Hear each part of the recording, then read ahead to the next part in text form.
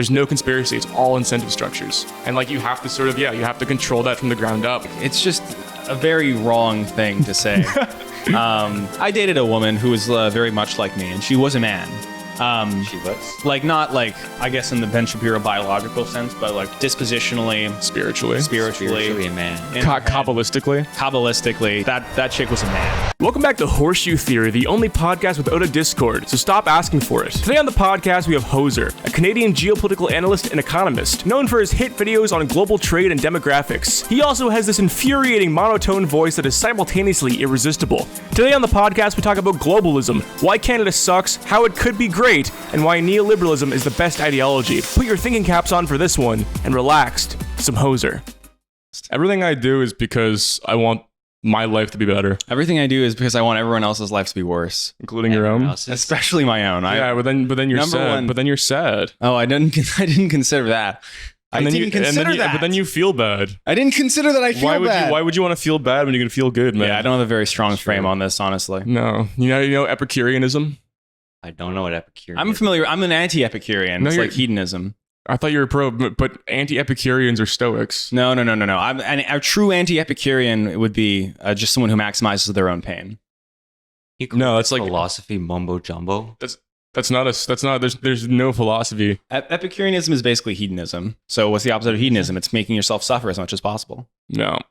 So you're a Stoic. I know you love Stoicism. No, I hate Stoicism too. Because you like feeling things. I'm anti-Stoic and anti-Epicurean. I don't know what you guys are saying right now. You know the Stoics. I know the Stoics. Hoser from Hoser certainly knows the Stoics. Epicureanism is like the Epicureans. There was 4 major philosophical schools at the time, kind of like associated with classical Greece, and it was Stoic, Epicurean, Skeptic.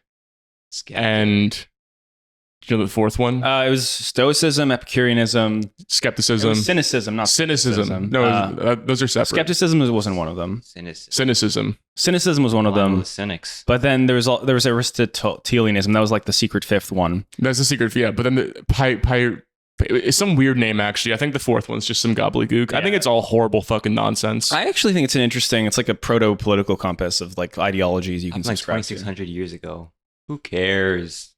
That's what I think. Because it's like there's 10 dudes who can like live in a house, and they're like, what is the meaning of life? And everyone else is just like getting their children slain. Yeah. And starving. We missed the boat on making fun of Stoicism. Now people are doing it online on YouTube, and so the zeitgeist has passed. We're here with famed geopolitical analyst Hoser. Known for his comedic and often edgy commentary, where he leans into Canadian stereotypes and dark humor. That's me. That's him. So you. That is so me. Hoser, you have some hit videos. You had the Teemu video. I do have the Teemu video. That surprised me how well it did. But it shouldn't surprise me that much. Oh, wow. Yeah. I often look at your titles and thumbnails for inspiration. Like when I upload a video. You're doing like how not to run a country for your libertarian iceberg thing. Yeah, that was directly. I was like, that's me. Yeah. That's directly inspired by you. He's ripping off your whole swag, Hoser. No, he's got his own swag. I love this. Yeah, you got great videos. What brought you into geopolitics? How'd you get here? Do you consider that your niche? I consider myself more economics as a niche. All right, come a little bit closer. Economics as a niche. Economics as a niche? Yes, mixed with geography. You know, that Paul Krugman type thing. Paul Krugman. Economic geography. Or at least he pioneered like new economic geography. Paul Krugman. Let me look this guy up. Paul Krugman, new economic geography. He's what they might call a libtard. But like a classical I think it's funny. Not classical. Not classical liberal. No, but he's like a Nobel Prize winning economist. He's a goat. There's this really funny Trump interview where they ask him about like what's the state of Western liberalism in the country, and he starts going on about San Francisco because he thinks Western liberal means like university student. Right, he doesn't know what Western like literally liberal, west of the country. Like liberals, like libtards in the West is like what he thinks that means. It's fucking hilarious. So to watch. Tell us about Paul Krugman. Is this guy an inspiration for you? No. But he like pioneered economic geography. Oh. And international economics. I just consider him like kind of what I do. Interesting. He married 2 women named Robin. Robin L. Bergman and Robin Wells. He got a thing. Is that an inspiration for you, Hoser? Are you going to date women named Robin? Yes, With I am. Bird names. Hell yeah, brother. Any Robins watching this? I'm single. Robins, canaries. This is a freshly single man. Hot on the market. He's single. He's YouTube famous. YouTube famous. What are you, He's got a good vibe. Everyone in the studio has been complimenting you, Hoser, behind your back. Really? They've been like, that Hoser guy, immaculate vibes. Immaculate. That's what they say. That's what they've all said. Yeah. We're trying to get Hoser to live on our roof in a tent. Live on the roof in the streets of Toronto. Yeah. The audience can't see because we doxed the location of our fine studio here. It's going to happen. No, they're going to like rain bolt it. Honestly, immediately. They can probably tell just based off this window. No, that window just comes in as white on the. Oh, okay. Yeah. Well, I think if you can rain bolt it, you deserve to know where we live because I think we've done a good job of keeping the studio secret. Yeah, that's what I'm worried about. Like every time I'm filming any sort of in-person thing, I make sure not to film my window. Someone's just gonna immediately dox me. Oh well, especially your audience, knowing the geography. Yeah, Rainbow's probably in there. Yeah, Rainbow's probably watching. I do. Yeah, trying to dox you. So what have you learned so far on your? This is a sort of autodidactic adventure into geoeconomics. Yes, that's why I do it, just to learn. Just to learn. And the video is I think that's a good. Do you feel that ever? No, I don't like learning. You don't like learning? I hate information. You've learned so much though. Information's done nothing for me. You got angry at me because I said, not angry. You got kind of like feisty because I said that mega communists have adopted NRX rhetoric, and you're like, no, those things are just fucking completely contradictory. You were like lying on a bed. Well, that sounds like a man who enjoys his knowledge. I mean, that's just like it's just a very wrong thing to say. Factually wrong. Yeah, so I mean, like if you're gonna be a knowledge fan, you gotta at least know that monarchists and tankies are authoritarian for different reasons. Greg, that sounds like a man who's knows what he knows and is proud of it. I'm not proud of it. Every piece of information. I wish I didn't get mad at you for not knowing a stupid fact. I wish that never happened. I wish that wasn't an anecdote in your mind. Why are monarchists and tankies authoritarian for different reasons? Like the same to me. Like in Curtis Yarvin, who's a neo-reactionary monarchist, mono-archist, mono meaning one. It's concentration of power into one unit for the most efficiency, as opposed to the tankies, concentration of power in the dictatorship of the proletariat, or in sometimes in a charismatic authoritarian leader, but for different reasons, not for efficiency purposes, but rather for redistribution purposes. It doesn't matter. It doesn't matter. It kind of sounds like it matters to you. I'm going to blow my brains out immediately. Anyway, when I asked him that, it was like I was asking a sage. Like he was like lying on the couch playing Hearthstone, and you were like, "No, you've got it all wrong," and like stood up immediately. I felt like a student asking a master. That was a rare moment for me. Actually. No, you should have more moments like that. It's just I have like two domains that I have a lot of knowledge about, which is like making art and niche political bullshit. So, we all know which one's more important. The niche political bullshit. Okay, I'm interested in geography economics. That I didn't know that was a field. Economic geography. Tell me about that. Well, what is that? What is that at its core? What is economic geography? Oh, just like the relationships between space and people, how people move resources around. Has a lot to do with like trade. Has a lot to do with public policy. If you're like in Toronto and you want to build a house, that's economic geography, isn't it? Okay. Is it? Kind of is. Give me an example. Pick one of your videos and explain it through the lens of economic geography. Well, it's not a lens. It's just like it's like explaining it through math. Go to latest. Like the Teemu video is probably a good example, actually. Okay. So explain economic geography here. With China? With Teemu, yeah. Well, that has to do a lot more with political geography. Okay, because your geopolitics and your geography, politics, and economy, basically. Those are the three pillars. Yeah, anything sort of in that field, which I think they all kind of merge towards each other. You just learn what you're interested in at the time. Yeah, that makes sense. It's silly too. It's like on our end, people who know philosophy without knowing history. I think that's a fool's errand because you need to know context. I think, geography you would have to understand. Like, if you just learned economics in a bubble without learning the context the economics exist in. That's at all economics programs at school. It's just in a bubble. It is just in a bubble. You learn these crazy theories that don't make sense. It's just lines on a graph. And then you do some sort of crazy math towards them and get a random conclusion. Wow. So would you say that it should be more multidisciplinary? It maybe should. But why do you think it's not multidisciplinary? Like, why are they just focusing in on economics when... Is it just because like you can study other things? And is this commonplace in economics to be like taking a political or a geographical most perspective? take it like as a minor or like dual major. I'm just not. Hoser, when we met, you were in school. You were studying in school. I still am in school. You were a young boy. How old were you? I was 21. You were a young child. 14. I was basically grooming you. I was the first YouTuber you met, right? Yes. In person. Yes, because you live in Ottawa. I popped your cherry anyway as a young boy, basically. Your YouTube cherry. Clip it. So you wanted to get like a government job in Ottawa, Ontario. I was thinking about it. That was your dream. You were so excited to work for the Bank of Canada. You were so excited to work for the Bank of Canada. You were going to presentations for Tiff Macklin. I was doing a presentation for Tiff. You were talking to my friend Max, because Max works at the Bank of Canada. Yeah. And you were Max like, loves his job. You were like, please, how do I get in? How do I get in? I need to get in. How has your life changed since I met you? How has your life changed? How has your thoughts on this whole thing changed? You're a successful YouTuber. You're raking in the big bucks. What's new? What's different? I am not working at the government. That's what's different. Even for a year, I'm gonna make it big on YouTube. You're gonna make it big on YouTube? Can you maybe like not put so much weight on the table? It's just making like a lot of creaks. Yeah, this is a very creaky. If only we could show you how this table is constructed, but it kind of looks. It's like the more effort, the more weight you put on this table, like the more it cracks as though it's about to collapse. But it never does collapse. It's more stable than it seems. Okay, but it does make a lot of noise.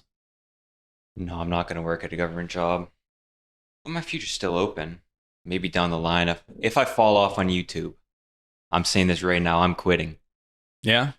If you fall off, meaning like you post one poorly performing video? No, like post 5 in a row. And then you're done. And I'm done. You're finished. You're going to go work at the government of Canada. Yes, I will. Because it seems That's like... where the money is. Actually, maybe I'll just start my own company.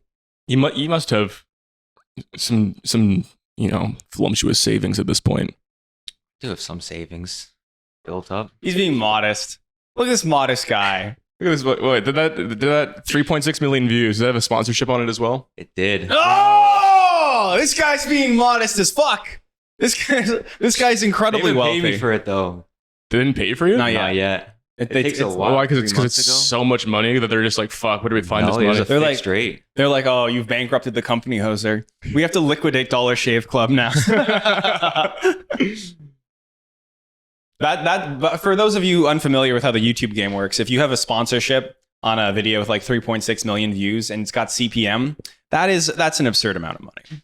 That's a ridiculous. It was a fixed sponsorship, but it was a finance-oriented video. It was my highest CPM ever. Oh, on Teemu video. Damn, what was the CPM? $8 Canadian. 8 Canadian? Okay, that's pretty good. I thought you were gonna say like 28 or something. No, you know the crypto videos like at like $40 CPM sometimes. Because like the finance ads are way more valuable because people drop like $10,000 on investments. Because it's like only rich people watching. Pretty much. Or their willingness to spend is very high. Yeah. Yeah. Indistinguishable online. What ads do you get on your videos? Do you even fucking know? I don't even know. I get Fortnite ads sometimes. I got PragerU ads on my videos at some point. You get PragerU ads on your videos? Yeah. It's awesome, man. I have no idea why. There's psychic damage for the PragerU fans. I guess so. Someone's gonna find PragerU because of you.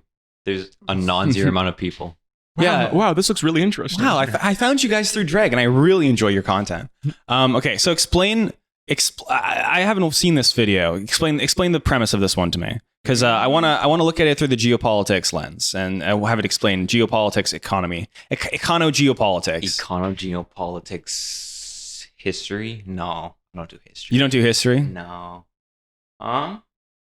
Well, China's using the U.S.'s import laws against them.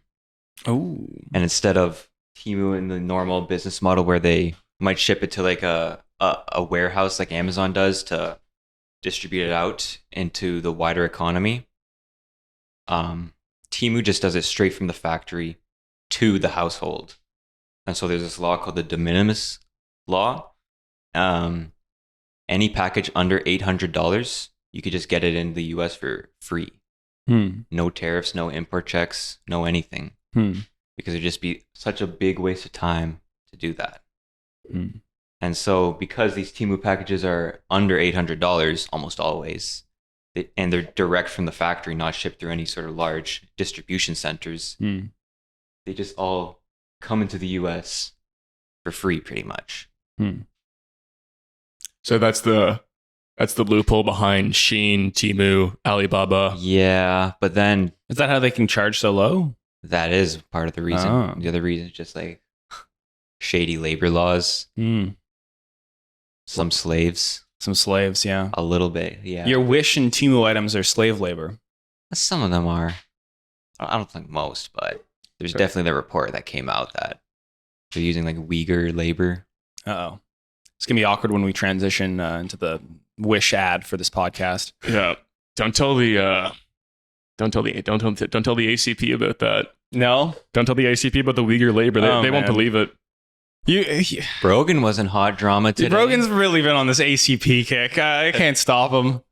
All right, let's cover this because people are going to be curious. You've been making quite the scene on Twitter, Brogan. Yeah, have I? Yeah. You went famous. With my ACP drama. Yeah, you've been making quite the. First of all, glad everyone still hates communism is getting concerned. You can tweet ACP bad and people start coming after you. It's like a summoning spell for bots and autistic teenagers. Look, there they are. ICP rule. Bad how? What is ICP? International Communist Party? You're the who soyed out over a watch. Mecha Tanky Con. Yeah, no, you just pull them out of the fuck. It's like worms. It's like when you ever see that ancient ritual where they rub a stick in the dirt and the worms just come out. Okay. It's like that. It's crazy. Where do we start on this? So you posted this. These people have no beliefs. This is Jackson Hinkle and Hawes. Jackson Hinkle and Hawes. And you noticed that he's wearing this expensive. Like you're the one to first notice this, right? I guess so because it went. Because I haven't seen anyone point this out. You saw this picture and you zoomed in and you're like, oh shit, this is a Rolex. Yeah. And he corrected me. It was not a Rolex. It was a Gerville Wall Street, as he said. Yeah. So Jackson Hinkle himself responds. And, initially ratios you and you say, I stand corrected, but everyone basically is trying to justify why this communist has a $15,000 watch or whatever, right? That Deng Xiaoping picture was reposted at him like 20 times. Poverty is not socialism. To be rich is glorious. Yeah. So this is posted a lot. That guy kind of looks like a fucking, like, when you leave a jack-o'-lantern out into like late November. Communists really hate the communism is when no iPhone kind of argument. So this brought a lot of people out of the woodwork. Which I address. If you scroll up, go back. Yeah. Scroll up. So I quote tweeted myself and I said, like someone explained to me how owning a Rolex is not contradictory to being a communist. Yeah. So then and I specifically say I'm not making the if communist then why iPhone. It's like a Rolex is a symbol of status. Yeah. Solely. It has no use value. Yeah. Other than being a signifier of wealth. That is the purpose of this object existing. There's no ifs, ands, or buts about it.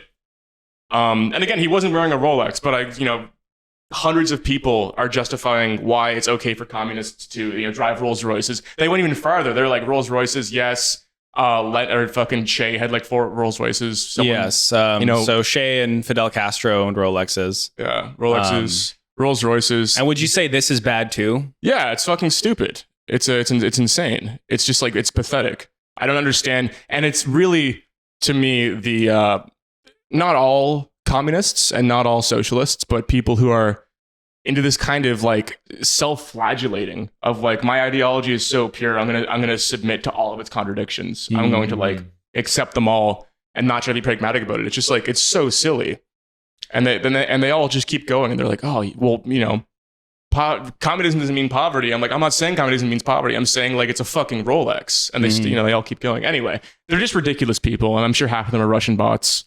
So I'm not too concerned about it. With a disinformation campaign, and I ratioed all of them, so everyone's on my side. You ratioed all of them, so everyone's on my. Yeah, you came out on top here. You got the most likes out of this engagement. Most likes, most saves. This is where you realize he's muted. This is where you realize I have Nikki the Hegelian muted on Twitter. No offense. I just sometimes I guess I don't have to justify this. Sometimes I get a little angry. I don't have to justify this. Anyway, that seems to be like the new meta. It's just people who are contradictory versus people who are honest. Yeah, I think it just stresses me out to see the constant back and forth of you shitting on the ACP and then her being like frowny face. Yeah, she's sweet. Yeah. We love the Hegelian e-girls. There's only the Hegelian e-girl. There's only one Hegelian e-girl now. Anyway, enough looking at my Twitter. We're here for Hoser. We're scrolling. Yeah, sorry. We're here for Hoser here. We're here for Hoser. What do you think of the ACP? ACP, oh, Lord. What's there to say about them? Oh, heavens to purgatory. Heavens to purgatory. Heavens to Betsy. The ACP. Why do we... Hoser, you don't need to have an opinion about the ACP. Oh, I do.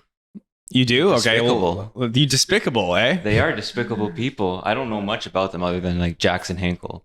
It's on Twitter just saying the most outrageous, outlandish things. Mm-hmm. Which I've kind of figured out because I noticed that like Haas has, pretty big...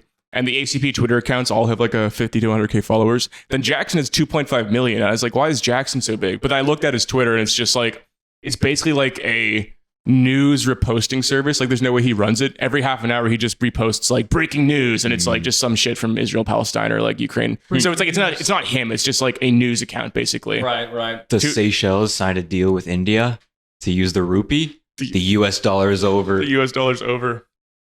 I think the ACP represents ideologically like something that's big, something big. The culturally right-wing, economically left-wing stuff. This has been bubbling up forever, and there is a huge group of people who don't feel represented by like the standard left-wing or the standard right-wing. Yeah. And these people dissatisfied with the status quo. Yeah, they're dissatisfied with the status quo. It's almost like the most contrarian take you can possibly have against neoliberalism. It's contrarian, like sort of Trump's Republicans have already done this, but it's contrarian to the point where they're opposing him as well. Yeah, because they're economically left-wing and Trump is like a businessman, right? Yeah. Eventually they're going to merge. That is the whole idea of MAGA communism is like, and JJ makes this point is like, if you're a MAGA communist and you just vote for Trump, well, you're just a Trump guy. That's it. Yeah.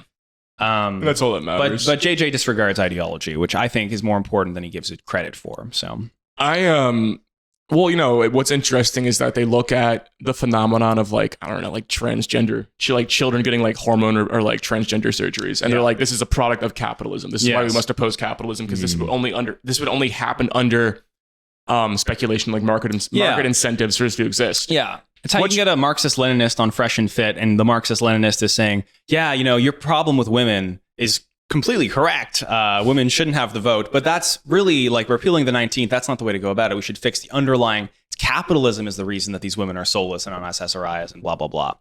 I saw that clip. That blew my mind. Yeah, no, that does blow my mind. I mean, like people have had that idea for a while. I've definitely thought about that. Not to the extremist sense that they talk about like repealing the right to vote, but especially like overworking, SSRIs, people not having children. That's a uniquely capitalist problem. Yeah. As you're kind of like forced to. To be clear, it didn't blow my mind because I was like, I've never heard this before. I was just like, oh, he's on Fresh and Fit. In Miami. Yeah. In a very expensive condo in Miami. Yeah. So.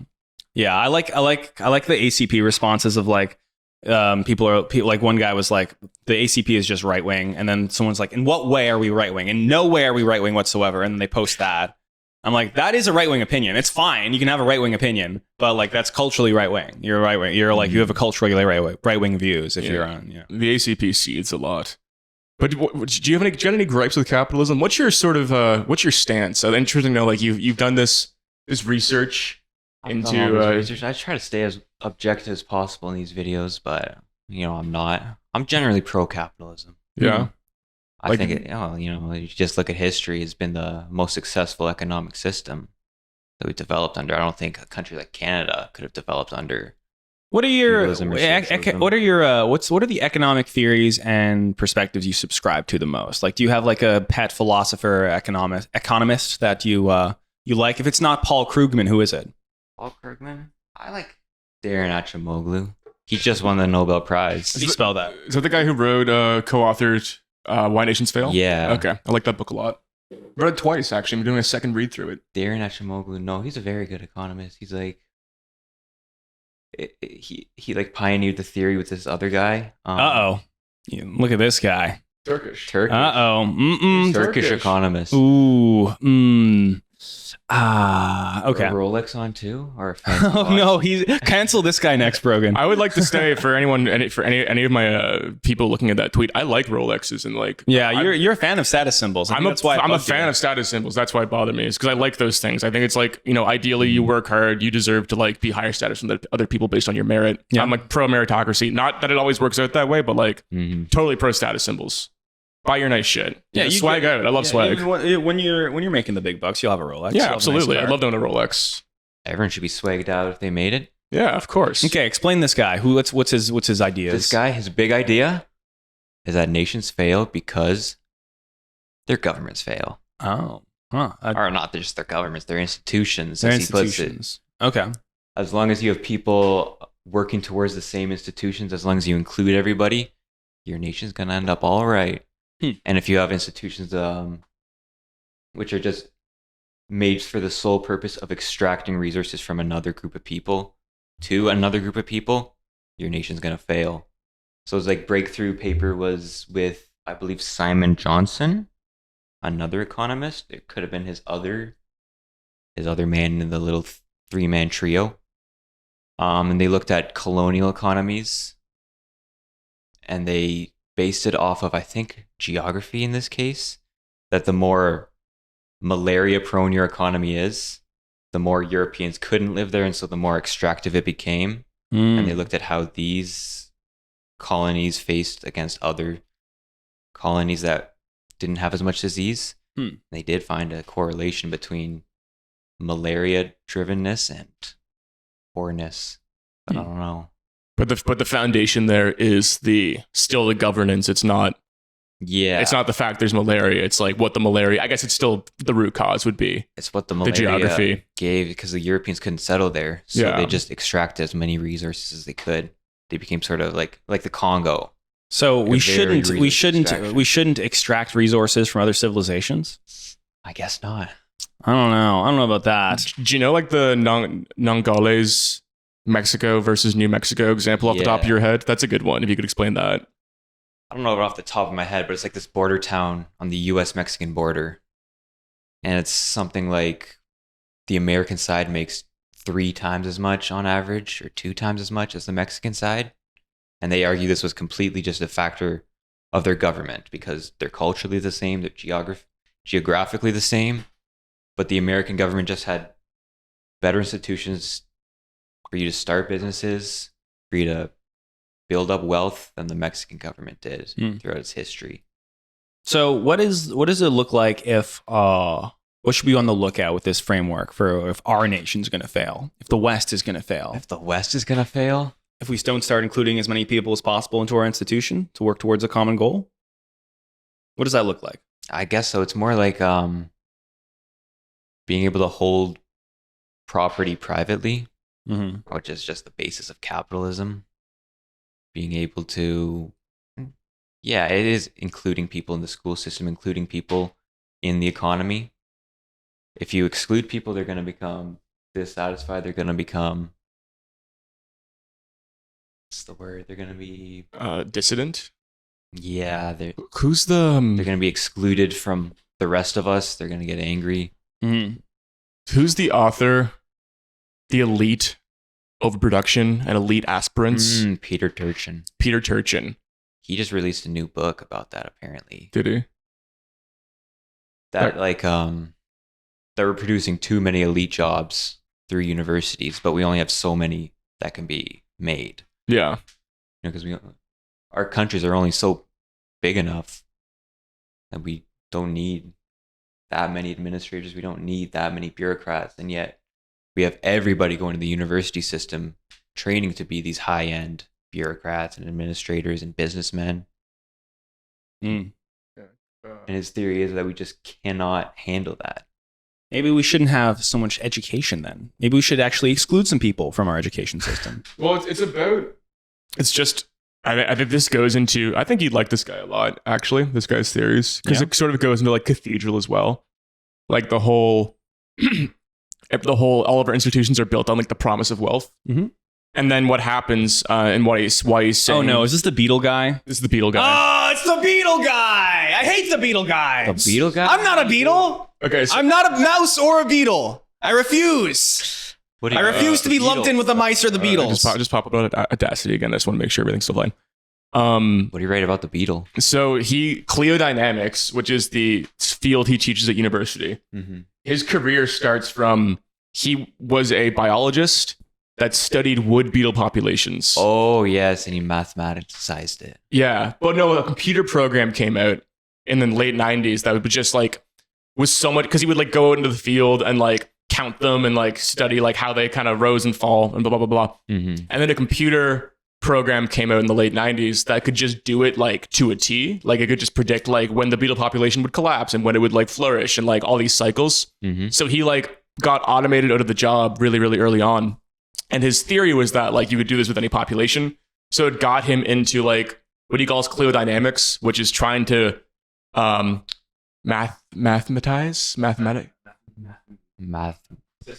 systematize, just predictive software for like how human populations collapse and how they flourish and like when these things happen and like the cycles at which they happen and like the factors at which it He tries to model history. Yeah. So his class he teaches in the whole field of Cleodynamics is math based. It's not a history class. It's like a math and stats based class. So he's just trying to find like the pattern within like the mathematics itself, not just like the history of it. I'm not a mouse in Mouse Utopia. It's so over for the beetle population. Hey man, you seen the Koreans, dude? What about them? The beautiful ones. The beautiful ones? Yeah, so in Mouse Utopia. Yeah, there's the beautiful ones. Do you know about this, Mouse Utopia? Yes, I've heard about it. Yeah, so it's like by the end of the Ratopia cycle, there was the beautiful ones, the ones they would not breed, they wouldn't fight each other. They would just they're the best example of the beautiful ones. They would groom themselves all day. Is the South Korean population collapsing or something? South Korea has the lowest birth rate of any country, and it collapses like exponentially every year. Wow. It went from 0.75 children per woman to like I think it's like 0.65. I'm seeing this as an unambiguous ACPW. They've made North Korea will outlast the South Koreans. They've made that argument to me, is that this is what happens. But it is kind of it's a weird culture. There was a study that I was trying to find last night that definitely exists. I promise you. But they were asking South Koreans' attitude towards sex and how they felt about it. And it was like 25% of Korean women, and it was all under 30, said they're disgusted by the idea of sex. Disgusted by sex. Are they the beautiful ones? Yeah, this is like, the Ratopia people, the Ratopia stands. Say like South Korea is a perfect example of a society like heading towards collapse because of prosperity. Because of too much prosperity. They got too rich too fast. Too rich too fast. Did you see the incel revolution of South Korea? No. There's this guy who was like posting about it. He leads like a big incel forum in South Korea. And he's like, we're going to declare war on the women. We're going to withhold our sex. The men? Yeah. They're going to withhold it. It's crazy actually how much it's popping off. There was just, because they just elected, like 2 years ago, they elected a woman president, right? I think so. I'm not sure. There was a huge protest against electing a woman. It's like incel heaven in South Korea. It was from the protest wasn't like misogynist men who like don't think women can lead. It was like incel men who think that like men's problems are being forgotten. So there was a huge, and they did like the whole lie down and rot thing. Like they went out in public and their protest was like all these men just lying in the streets and like not moving, like lying down and rotting. I get like chills. Broads. You're gonna elect a woman, I'm gonna lie on the street and do nothing. What do you think about that? I'm getting chills talking about this. Do you think it can I happen? have chills talking about it. It's crazy. It's a crazy phenomenon. It is pretty crazy. Do you think they're going to take over the first incel revolution? No. What if alt-hist right? What if alt-hist proven correct? Proven correct in South Korea. He got the place wrong, but He has a point. He does. He has good kind of founded theories. I think that if his videos weren't like faceless maps, I think I'm so glad that he re-uploaded it. And he left the re-upload up, and he put the taken down for being too real, but it got put back up, but he never took the re-upload down. That's so awesome. twice as many views. Anyway, he's right. There will be an incel revolution. Can you scroll up? I found him so long ago. He's killing it. He's killing it. He gets consistent views. Stop coping. Your life sucks. The greatest lie ever told. Oh, he's been 4 weeks without a video. He's working on a big project. That's a long time for him with no video. Yeah, he's a diligent worker too. He's always cranking stuff out. What'd you say? I do. I got respect for his work ethic. Too much. I haven't watched him in a while. I think when I kind of fell out of watching his videos constantly, it was like way too much wild positing, and I'm like, this is a little irresponsible at your size. Mm-hmm. I can't comment on what he's recently uploaded, but A little too debased from reality, maybe. yeah, Debased. Debased and a little too much about like Unbased. just men's issues. Yeah. I feel like he was falling into that for a little while, but let's take a look at some of his recent community polls. Is the current GOP too right wing, appropriately right wing, or not right wing enough? What do you think people are going to say on this one? his audience appropriately. I'm going to say not rightist enough. current GOP. I'm gonna say too right wing. That's my opinion. But Okay. In my opinion, too. Oh wow, everyone says not rightist enough. Interesting. I underestimated it. Should we venerate our ancestors? That's gonna be like a 90% yes. I'm gonna say yes. Wow, in some ways, that's actually surprising. That is surprising. Is our ruling class mostly mentally ill? I'm gonna say yes. I'd say no. Of course. Well, 85%. do you Genuinely love freedom? I would die for it. I would personally die for it. Yes, kind of. I hate freedom. I'm gonna say I hate freedom. Oh wow, everyone says I would die for it. Okay. Honestly, these ones Ruddy Dubs. is the woke left anti-human life? Yes or no? Life. It's going to be 92 to 8. I think there's definitely That was close. That's pretty close. That was a close guess. It's kind of interesting just to like you say just like a sentence that's very your audience is going to eat up. Yeah, that's a pretty. And then there's like, do you agree? Yeah, I mean, I like Ruddy, but his I audience like Ruddy. his audience gets a little too much. I don't, Especially but like if you look at know, it on Twitter. it's not like the audience is coming out of nowhere. Yeah. I couldn't. I don't know if I could. I don't know how much I could push back against his ideas because he's one of those people that has so much history, and I think this is an issue, not necessarily with him, but I think maybe the let's go the extreme end of like the North Korea stands.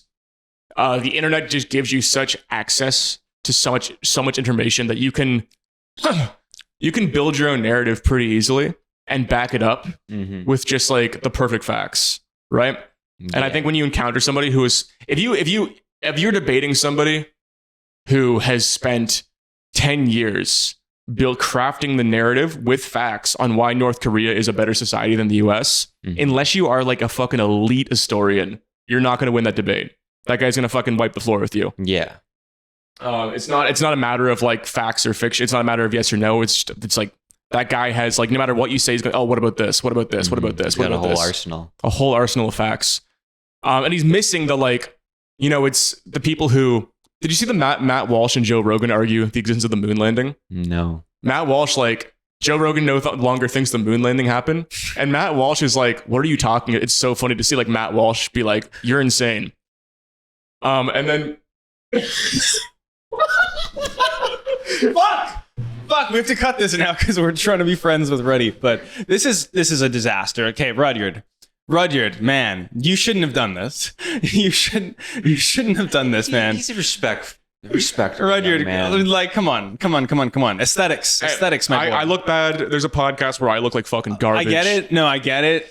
But Maybe sit up straight real quick. this is fixable. This is easily fixable. Just like posture and pull the pants up. That's it. Look at the other guy. Perfect posture, like visible bicep jutting out of his arm. Rudyard, we love you. Come by the studio. We'll put you up for free. But yeah, this is not a good look. I'll give you some low impact cardio to do. I think you'll really. Brogan will fix you. Low impact. Brogan will fix any issues you have. Yeah. Do you do the walking on the treadmill? Treadmill max. Oh yeah, dude. 45 degrees up. That's a fucking elite exercise, dude. Half an hour, 3.5 miles an hour. Half an hour. You could run for half an hour. No, you burn more calories like that. Really? Yeah, it's the cardiovascular stress of running like at a good pace without any of the impact. So like the thing that it's nice when you're running because like when I run, the thing that gives out first is like my knees and my legs and like my muscles, my heart, like my stamina doesn't give out. So it's the only way you can really, unless you're like an elite runner, the only way you can get to the point where like your stamina is giving out before your muscles do. And that's what you want. You want like you're working your cardiovascular system. You're not running to work your legs. Yeah. So I really prefer it. No, I definitely give out. I give out before my legs do. That's good. Sometimes your calves hurt though. My knees. I'm a big guy. I should not be running as much as I do. Hoser, what would you say the main takeaway of your channel is? What do you hope people get from it? Do you have an overarching thesis? Do you hope that you leave the world more educated? Do you hope they think about geopolitics in a different way? I'd say the overarching narrative. I was thinking about this the other day. It's that, what is it? Incentive structures, more than anything, dictate human behavior. I agree. I agree 100%. That's a good takeaway. I was just thinking about this because all my videos are kind of like this. It's a genius takeaway. I think it's the most important takeaway. That it's not like, government bureaucrats making it. It's not evil companies. It's just people doing what's best for them. Trying to make it in this world. Yeah, I think it's very true. I think politically, if I have any lucid points, it's just that the incentive structures should be pointed towards like good things for the world, and like sometimes our incentive structures, I think right now especially, they don't necessarily align with what's good for humans. Sometimes the incentive structure is to produce a bunch of AI slop that is just like sucks your vril. That's the next big thing. You don't know, the GDP line is going so high up. Yeah, I think those kinds of incentive structure, like I think an incentive structure for like maybe more community service, or some stuff that builds community, or some sort of universal basic income would help with the incentive structure. No, it's coming back. No. Have you read the Third Pillar? That book? I've heard of it. No. It's a really good book, I think. It's like a economic history of markets, states, and the community. And his big thesis is that we focus way too much on the markets and the state. And that a lot more, not just human aspects of life, but economic aspects of life need to be given back to the community. I like that. I like that take. That, welfare doesn't always have to come from the job market and the government. It might just come from people helping each other. I think the market and the state should get more and more powerful and take away more and more rights from the community until there's nothing left. When they're called cow paths, but like you have like a public plaza with pathways around it, and then eventually people just start walking through the middle of it. Yeah. So that's basically like, you can expand that out to everything. Like when I did my Brampton video, I think my number one takeaway, which I should have communicated more in the video because I think that's everyone's takeaway, is that this is not a government conspiracy. This is not Trudeau bringing in people to like increase the liberal voting base. This is not a great replacement. This is not, people. It's that there are individuals who are just like, oh, cool, I can set up like an immigration consulting business and get people over. It's individuals. It's like small business owners. Yeah. And a bunch of them at once because the incentive structure is there and the reward is there. They're getting rich as fuck. There's no conspiracy. It's all incentive structures. And like you have to you have to control that from the ground up. You have to, I don't know, it's insane. It really bothers me that people think, because it's so easy to think this, that everything is a conspiracy. I know. It's so easy. It's like, this is what I hate the most about the modern world, modern politics. So many people just think everything is a conspiracy. Absolutely everything. Like any sort of government mismanagement, boom, they're trying to screw us over.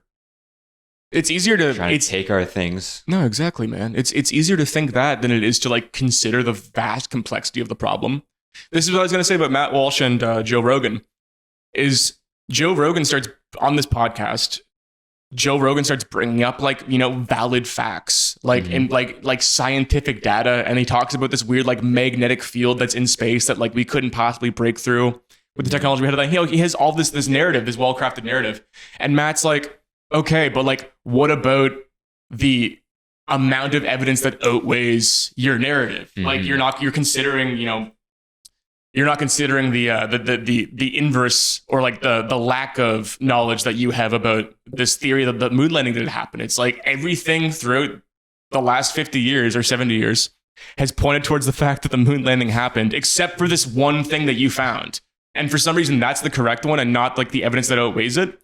That's the same way like the North Korea people. Sorry, I've been arguing with them on Twitter. But they're like North Korea people. They're like, oh, you just believe in like state propaganda. North Korea is a great country. I'm like, there's mountains of evidence. There's mountains of humans. Yeah, like there's Korea so much. same. Like, it's not state propaganda. I'm not going home and watching CNN every night and being like, yeah, North Korea sucks. Thanks, CNN. I'm like, everything I've experienced in my entire adult life, whether it's like firsthand accounts, history books, biographies on Kim Jong-un, documentaries, people on the ground in North Korea, has led me to this opinion. I'm not like constructing this narrative out of like bits and pieces of evidence.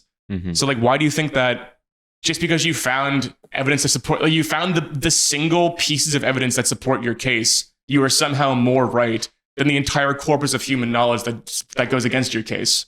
So do you think we should just learn like true facts about everything? Like, North Korea is objectively terrible. Do you think at least the American education system would be better if we taught that? If we just taught that blindly? Because I do think it's true. Yeah, North Korea same. is kind of objectively terrible. It's crazy that's like not a hot take, but like a slightly controversial take for some people. I think we're living in a time where there are so many extremists of all different stripes that, Juche Gang. Juche Gang? Juche Gang, Juche Gang, Juche Gang. Are you familiar with Juche, Brogan? It's the political philosophy of North Korea, written by Kim Il-sung. Yeah. Kim Il-sung. It's what isolation is. And here's our buddy, One Dime, studio member. People with Stalin avatars and Juche Gang in their bio talking about alienating people. One Dime's so based. One Dime is fucking based, actually. He's actually I wish he was the king of communists. Yeah. I wish he was You wish like every communist, like every ACP person was like under One Dime. Not under them, but I wish he was like the content, like the main content creator. I wish he was like, Right. oh, like you want to start Like instead of Hassan, it was One Dime. Yeah, because it's like he's so fucking Hassan is the based. king. Yeah. Hassan It's is true. the king. It's true. You see Hassan arguing about how like China colonizing Tibet was a good thing because Tibetans are like bad people and their culture's bad. No, I didn't see that thing. Yeah, because it's like a lot of the ACP people and like people with that perspective are anti-imperialist, and that's why they hate that's why they hate America, and then they hate Europe. So Hassan's an anti-imperialist, but then with that point, he was like, no, that one instance was okay because Tibetans are Tibetan culture is bad people, are inferior people. They needed to be colonized. Imperialism for me, but not for thee. That's yeah. Sino-imperialism is based. He's going to become the leading cultural right-wing figure in America. 10 to 20 years. I could see that. I'm calling it. I think that's a good call. The leading one. Wait, who? Hassan Biker. Hassan? I mean, he kind of already is. Oh, he kind of is, but like, I mean, mask off.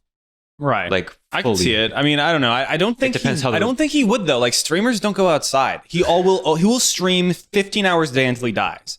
And that at some point, to be a political leader, you need to go outside. I think he'll just support someone with his ideas. I mean, like I agree. Tucker Carlson type character. I agree. Yeah, with he'll be you. like a Tucker Carlson. I agree with you. I think he'll usurp Nick Fuentes. Nick Fuentes is kind of on a crash rate right now, in my opinion. Hassan will usurp Nick Fuentes. I think. What does that mean? Like, he's already bigger than, he's more relevant. No, I think it's odd. Like Nick, the Groypers will migrate towards Hassan. I could see that happening. I don't think so, because like he's too culturally left wing. Like the ACP people actually, I've seen them ratio Groypers. I've seen them argue with the Groypers online. The Groypers are much more likely to become, there's like much more of a pipeline between the auth right and the auth left than like the true like culturally conservative left wing. Because Hassan is not culturally conservative. Do you think he's actually not culturally conservative? It's possible that he's like got the mask on. I don't know. That's where I think you're right. I think like, he got the mask on. It's like he's a he's a millionaire socialist. He's certainly a tanky. Yeah, he's He's 6'4", 16 hours a day. He's jacked. He's hot. You think he's culturally? I don't know. I think he makes too many arguments in support of like trans people to be like. I don't. He doesn't have to do that. I think he's a misogynist. I don't think he. I mean, he might be a misogynist, but in like the left wing feminist way, not in the like actual like incel right wing way. It depends how the Republican Party goes. If they like allow like, okay, trans people are good, he's immediately running towards it. True. I mean, you could imagine a world. Jokes like, have you seen all those jokes about being right wing, hoping Donald Trump wins? I mean, I think there's like a cognitive dissonance in his brain. Well, he just hates the Democrats so much that he's kind of supporting the Republicans. I know. In some ways, I mean, this is. We could argue about this all day. You could see a world where the Republicans become culturally left wing and then economically right wing, and then the Democrats get more like hard on the border and stuff. Border. I could definitely see the Republicans drifting that way. They kind of are under the JD Vance. He's a little left leaning economically. Yeah, I mean, protectionist, like tariffs. What do you think about that? Protectionist tariffs. Yeah, okay, so this is something crazy I saw. It was just a theory. It was just like Trump is considering 0% income tax, funding the government with tariffs. Tell us your thoughts on that. Oh, I've been thinking about if Trump wins, making a video on that. How it'd be just disastrous for the world economy, bring us towards World War III. That would be horrible. Fuck, dude, that would be actually horrible. Fucking awful. Because in order for him to have zero income tax, I remember reading it was like Bloomberg, it would need to be like an 80% tariff, assuming imports just stayed the same. So an 80% price hike on average on everything. Jesus fucking Christ. And then imagine all the retaliatory tariffs they do back there, crash America's exports. And then Jesus Christ.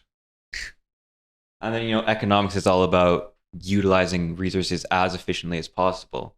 So if you make it much more efficient to have, actual physical control over factories or resources or mines or whatever, you're just making it much more efficient to go out and take physical control. And I think you just see a lot more war, a lot more violence under this. Does he understand? Do people understand that, like, people pay for the tariffs and the cost of the item? But or do they just think, like, China's going to be like, oh, I was about to do a Chinese accent. They're like, oh no, now we have to pay 50% more. This sucks. And like imports stay the same. Like, what do they think happens when you introduce tariffs? It's like that's what he says. He says China's going to pay for it. But no, they're not. They can fucking fuck, dude. It's insane. It's just absolutely fucking baffling how it's not like I am not that well educated on economics or politics. I just feel like it's a basic fact that if you increase the tax on something at any point in the supply chain, the consumer pays for it. It always ends up in the fucking consumer. How can nobody see that with just basic observation? I don't know. It's baffling. I don't know. Does Trump really think these Chinese people are going to look at the tariffs and say, and then, you know what I'm going to do? Like an inch away. I was an inch away. Okay. So tariffs, bad idea. I'll wait for them to enslave us and then we can start doing Chinese accents. After we're like controlled by the Chinese. Yeah, then I can start doing it. So like, I guess the idea is that you lower the income tax to make up for the increased price of goods on the tariffs. Yeah, but I mean, you have to lower it. Well, to make up the exact same amount, you have to increase prices by 80%.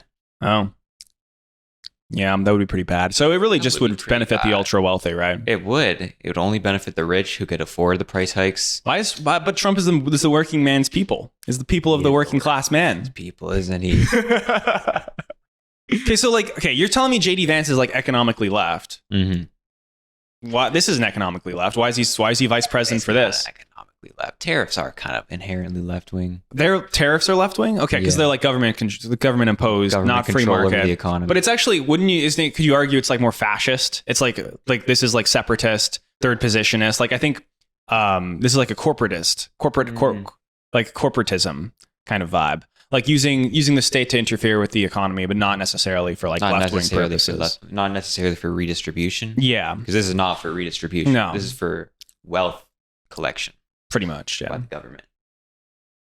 So this would also cause more wars, you're saying? I think it would. At least, maybe not. But maybe Trump wants more wars because wars are good. Military-industrial complex.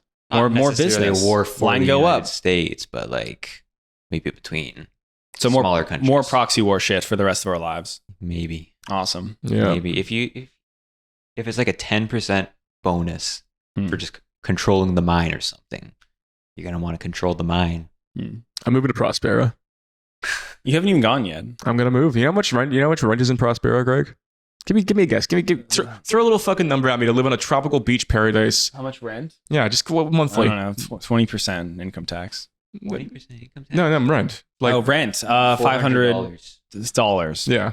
$500? $500 a month to live in like a nice new 1-bedroom apartment on a fucking beach in a crypto city, and then $1,300 a year just to live there. That's all you pay. Brogan's been all over the place recently. He's got that wanderlust where he wants to move from Toronto, but then every week it's like a different place. I want enough money to like travel for every video. Have we leave Toronto? He just wants Who to doesn't want to leave Toronto? He just wants to get out of here. You know, I've had a lot of people close to me who have just wanted to be anywhere but the city, and then they left me. The city in Ottawa? No, just the city, Toronto. I'm not leaving you. No, it's okay. You can leave me. No, I was gonna move to Thailand, but I like the podcast. I like being here. I just want to travel frequently. Yeah. I'm not necessarily like I don't want to like run away. That's the thing with that's how I've been living recently. Is like I'm actually actively trying not to travel, and I'm still traveling so much that I feel like I'm barely here anyway. I'll take your Where's travel. the last place you went? You can take my travel. Miami for Destiny. You were. I brought him. You went to Miami, and then you were in Netherlands, London. Well, how long were you? New York twice. New York twice. There was one time you flew home from somewhere, and then 12 hours later you flew to. Yeah, that was coming back from VidCon and then going straight to I think the Netherlands, New York. No, VidCon in New York. Yeah, you were here for 12 hours and left immediately. Yeah, that sucked. I hate traveling, man. I hate traveling, and I'd rather stay here. So actually, all my future traveling, I'll be you. You just be me. Can I? So someone paid me $1,000 to be a Friesland separatist, and that'll be you. Yeah, I'm gonna put on a fake fucking nose. I'm gonna put on a fake nose and. Have we talked about this? Brogan is getting flown out to Prospera. I don't know if we talked about that on the last podcast. No, we didn't talk about this. He made a video. Let me pull this up. You explain the story. Okay. Do you know about Prospera? Of course, I watched the Archad leading documentary on it. The Archad leading documentary on it. Yeah, 15,000 views. It's collapsed. It's a horrible fucking... This video did terribly for you, even though it was very good. It's terrible. Yeah, it did terribly for me. But it didn't matter because the only important thing about this story is like at the end, you basically make the case. You made a community post saying, I want to go to Prospera and cover it and it's going to be awesome. Mm-hmm. And one person reached out and they kind of made you an offer, but they never got back to you. And then the Prospera people reached out after seeing this video, even though it didn't do very well. Yeah. And offered to fly you out to Prospera. Sometimes your L's are dubs. Sometimes your L's are dubs. Never forget that your L's can be dubs. It's just the right people watching it. You never know who's watching. You never know who's watching. If it's 15K, but one of those 15K is the Prospera, CEO or CTO or whatever, then. So, a quick rundown here. And then afterwards, no, sorry, you did. Sorry, you said you watched it. Yeah. So what's your First of all, do you want to give like a synopsis of Prospera, and then I want your geopolitics take on like this network state shit, because this seems to me to be where the economy and geography are like intersecting now. Is like this network state stuff. Network state. Yeah, like people making their own little islands and their new governments. Like that's the kind of key intersection of geography, politics, and economy in my mind. Where else has it happened? It's like there's New York City. This is what the tech billionaires want. I think Dubai would be a great example. I'd say like a pretty good example. Dubai, Singapore, Macau. You seem skeptical. You seem skeptical of the network state idea. I am a little skeptical. You don't think it's going to happen? But it's what Peter Thiel wants. He's got all the money. Depends on what Prospera ends up as. Dubai is successful because people want to go just to travel. Mm. They want to see the Burj Khalifa. They want to, I don't know, eat the chocolate. Which I ate. The Dubai chocolate? The Dubai chocolate? I wouldn't trust the Dubai chocolate. No. No. Knowing what goes on in Dubai. Yeah, me neither. So Prospera, Honduras had legislation put in place there was a amendment of their constitution that allowed for special economic zones known as ZEDEs to pop up all over the country. That basically these special economic zones are in the most rural part of the country. They're only subject to Honduran criminal code, civil law, tax code, regulations. Everything like that is set up by the investors. So you can basically create your own country from scratch. And the idea was to bring in like basically create something so good that it's going to bring in like hundreds of millions of dollars and stimulate the Honduran economy. There's been 3 examples of this. The first 2 are like random farms, and then Prospera is pretty much the only example of what they say a city built on ideology, not a city built on culture. So the ideology of the city is that you want to be like pro-business, very, very low taxes. And the city also is a company. So Prospera is an LLC that people work for. Citizens of the city pay $1,300 a year to the company. And it is given the rules of the free market, it is in their best interest to make the environment the best possible place to live, because people can vote with their feet the way you buy a product. And if they don't like where they live, they can leave. The company goes under. So they're just trying to create the best possible environment given market incentives. Is the gist of it. But it's this new idea, which I think where the world's elite are going in a globalized society, is that the richest people in the world aren't from anywhere anymore. Mm-hmm. It's no longer about like being from here, being from there, being like an American billionaire or a French CEO. It's like you're a global citizen. Money's so fluid these days; it's just everywhere. You're everywhere. You live everywhere. You don't live in one place. You're not from one place. It's an elite position to be in. So I think these network states are going to give a bigger opportunity for people, just like the richest people in the world, to like just move everywhere. And they compete with each other as well. So this is the whole thing, is that if there's a bunch of network states, it works like tech companies competing, where this one does really well. It's the best place to live. Everyone wants to move to this one, and the other ones fail. So they have to compete with each other to create the best possible environment for their citizens, not for the government. And not for the company itself. The company does well if the citizens are doing well. Okay, what's your take on all of that, Hoser? What do you think about this? That's a big dream. These big dreamers, these big ideas. Obviously, it's not where they're envisioning it right now. But what do you think about all that as a geopolitics economy man? Well, you have to be a little skeptical about it. Yeah, people don't. It's something you could buy into. It's not something that's built from the ground up. I think countries that work best is built from the ground up. If it's the people making the decisions. I guess could if they vote with their feet. Well, that's what these libertarian types advocate for, like voting with your feet. They advocate for it, as long as you're rich enough. Well, basically, that's always the implicit thing. Like it's basically they want money to run the world, like money to shape economies, not for economies. Money to shape politics, not politics to shape money. So another thing with Prospera, after talking with a few people on the team, is that the reason they picked the Prospera is on the island of Roatan, which is a bay island in the Caribbean off of Honduras. It's not part of Honduras proper. And it was a former British colony, so it's full of black English-speaking Caribbeans, sort of like Jamaica is. Yeah. The reason they picked Honduras is because they wanted to simultaneously prove that this network state idea, the charters, they say charter city works very well. And also charter cities can raise the area out of poverty. So they've employed a lot of people from the surrounding villages, or like they're the very, very, very poor villages. Do they want to like raise Honduras itself or just the island? Just the area. Like it's small. We're talking like the city's goal is 10,000 citizens by 2030.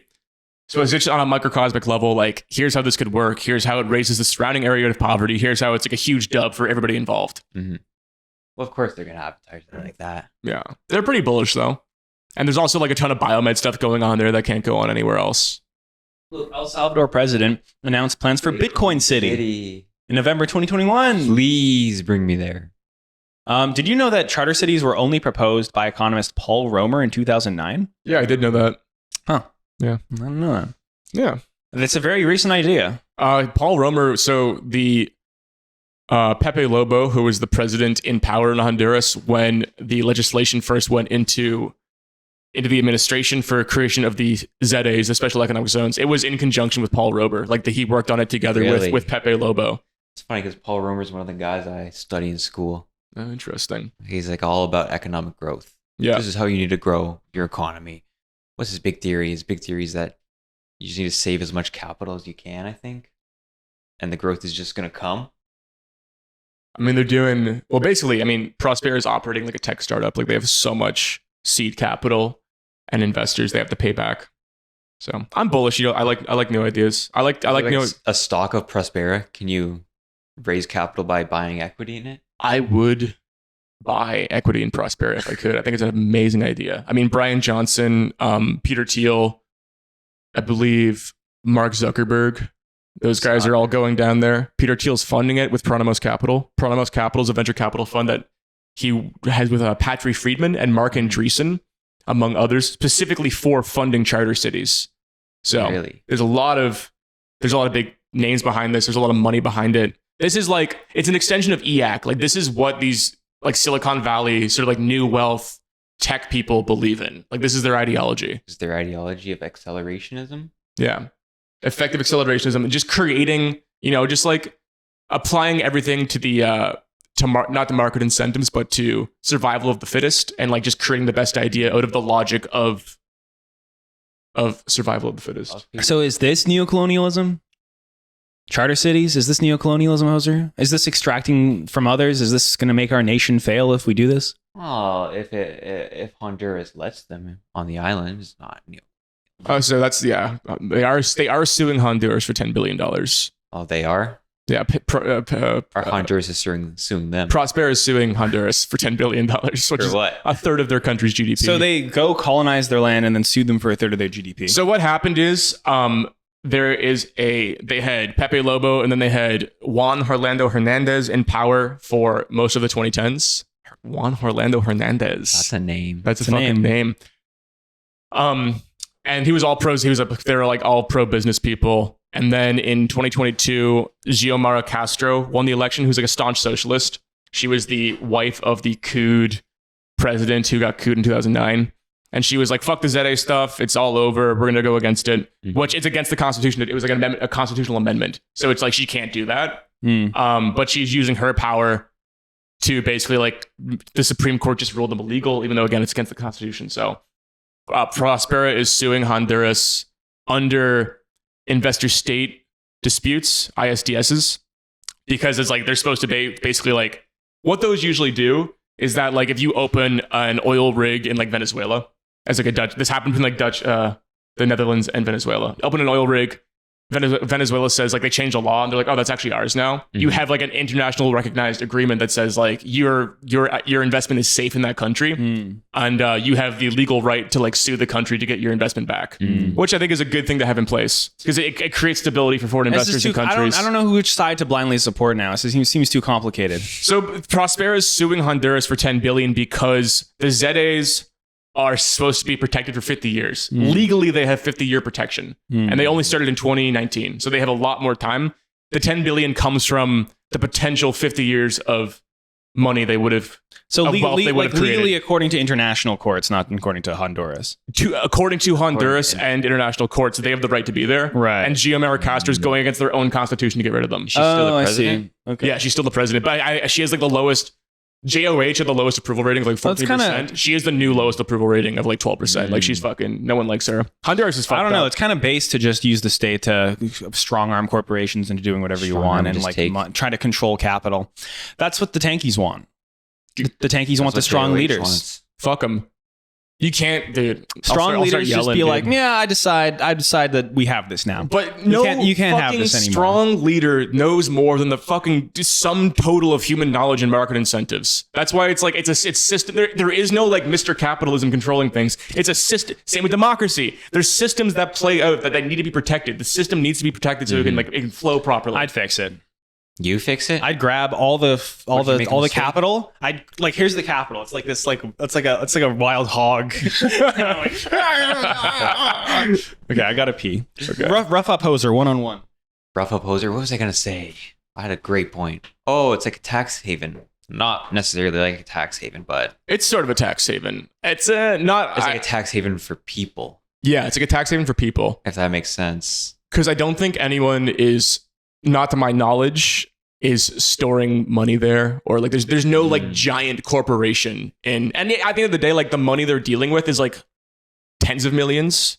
That's like the money that's going to Prospera, like the money they're raising, the money they're producing, but they're not even worth $1 billion yet. So we're not talking about like giant corporation. I guess tax havens, they just store away the money and then use all these loopholes, get through all their shell companies. And tax havens, there's no one end to them.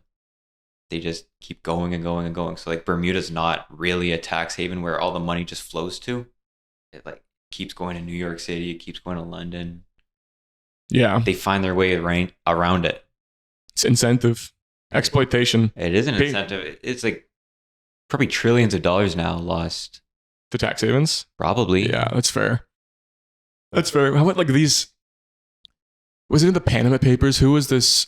There was like a Swiss bank account with like $200 billion sitting in it. Am I making that up? I'm not sure. That sounds like an absurd amount of money. Yeah. How much is Mr. Elon Musk worth? Elon's worth like 230 billion. Yeah, that'd be like his entire net worth. What's the crown prince of Saudi Arabia? What's his like abbreviation? MBS. MBS. He must be worth more than that. There's no way those people are worth less than Elon Musk. At like a certain point, the money doesn't matter. Yeah. It's just how much power you have. Yeah. Over what people do, which I guess that's all resources are. I think money, when you're talking about numbers like that, money is a poor person's conception of power. It's how poor people describe power. Because it's like, you just imagine like buying power, but it's like... There's no purchasing power with $200 billion. Yeah, you're past it. That's why super yachts exist. It's because it's literally the only object you can keep buying that somehow uses some of your wealth. Like, everything is an upper, like private jets have an upper limit. Like, you can't spend more than like $400 million on a private jet. Really? Yeah. Like, if you buy a 40% of a billion. But it's like when you could get a whole charter fleet. That's what I mean. Like when you're dealing with $200 billion, or even like, you know, some of these lesser known billionaires that are like 70, 80, 90, a fully staffed 747 that you don't charter, that is just yours, you're looking at like $400 million, right? So it's like, there's no amount of money you can spend that's using your wealth. So super yachts are sort of like, you can make infinitely big yachts. That's why they all have super yachts, because it's like the last thing that exists that you can spend your money on. The last thing, a cruise ship sized yacht? Yeah. Is that coming next? Yeah, it would have to. That's the last thing they have. There's nothing that exists on Earth that like Elon Musk can spend. Elon Musk is a bad example. Bill Gates, because Bill Gates is like a liquid billionaire. Mm-hmm. Jeff Bezos is a paper billionaire, right? Do you have these terms? Yeah, he's like a billionaire just through Amazon stock. Yeah, but like Bill Gates is more like a liquid billionaire. Like he actually has that access to that money. Yeah, he's like his trust. Yeah, his charity. I've heard somewhere that like Vladimir Putin could be considered the richest man on Earth. Yeah. If you just look at resources he controls. Yeah, that tracks. He's control over 150 million people, pretty much. Jesus Christ. And their assets, because the Russian government could just seize it whenever it wants. And it has done so in the past. Yeah. Yeah, that tracks. I mean, what is he? Yeah, what is Vladimir going to spend his money on? He's not. No. He accumulates more power. What was there's so many fucked up stories. If you're that rich, like what's next? What's next in life? Nothing. Nothing exists. There's nothing that exists you can spend your money on. Cruise ship size yacht. That's it. I guess you just gotta be president. You gotta go for the presidency. Yeah. If you're that rich, Michael Bloomberg. Actually, so in the Peter Turchin, I forget the name of the Peter Turchin book. But it's the one he wrote that was supposed to be like pretty accessible. His other work is like very, very heavy. And then he has one book that's like pretty much anybody could read. He describes, because he has the term elite aspirant, which is like, for the viewers, people who are just like aspiring to an elite position. Yeah. And when you have too many elite aspirants who cannot reach elite positions, you get like dissonance in society. And he says that's how societies collapse. It's like you have too many people who feel like they're owed something. And he describes Donald Trump as an elite aspirant. An elite aspirant? Was this written before?